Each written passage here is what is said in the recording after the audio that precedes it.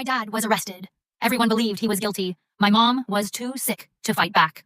Then my dad's boss moved into our house, said he came to help, but I didn't believe him, and when I started digging, I found a truth that changed everything. 15 years ago, long before my father joined the accounting firm. Before I was born, my mother dated a man named Richard Cole. They met in a microeconomics class at the University of Michigan. She was 21, he was 22. He was organized, ambitious, charming in a way that made professors trust him too quickly.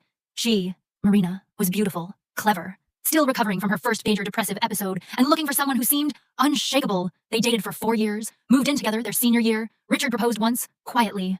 She never said yes. The breakup wasn't explosive, it was paperwork. Marina packed her books and moved back to her aunt's place after graduation. The only reason she gave him was this: you always look at me like I'm a plan, not a person. After that, they never spoke again, or so she thought. 2 years later, Marina married my father. Alan, he worked at a different firm then. They had me, settled in a modest home.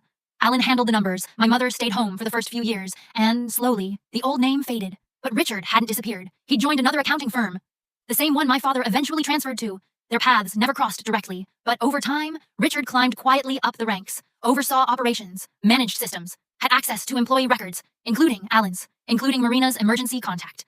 When my mother was hospitalized briefly after her father died, an event that pushed her into a long, depressive relapse. She listed Richard as a backup contact on one of the intake forms. She hadn't even realized it. He had left her a holiday card the year before. A polite, generic message. She didn't reply, but she remembered the return address, that name. So when the intake nurse asked, "Anyone else we can list?" she wrote him in. Richard never visited the hospital, but he knew, from that moment on, Richard followed us from a distance. He never reached out directly. He didn't need to.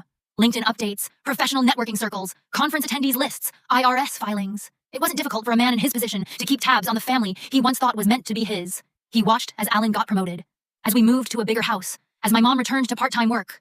He watched silently and waited.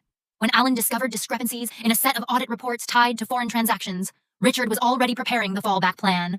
He knew Alan would find them. He knew Alan wouldn't keep quiet. He didn't try to fix the records. He started building a trap.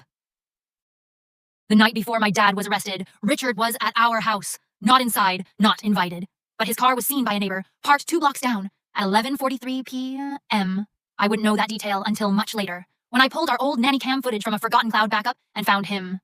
Standing outside the house, hands in pockets, staring at our front door.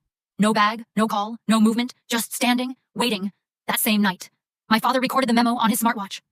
The same watch Richard tried to destroy. The same one I found weeks later, hidden in his coat. And when the FBI arrived the next morning to arrest my dad, Richard didn't go to work. He went shopping. Grocery bags, herbal tea, sleep meds. Then he came to our door, smiling, and said, "You don't have to go through this alone."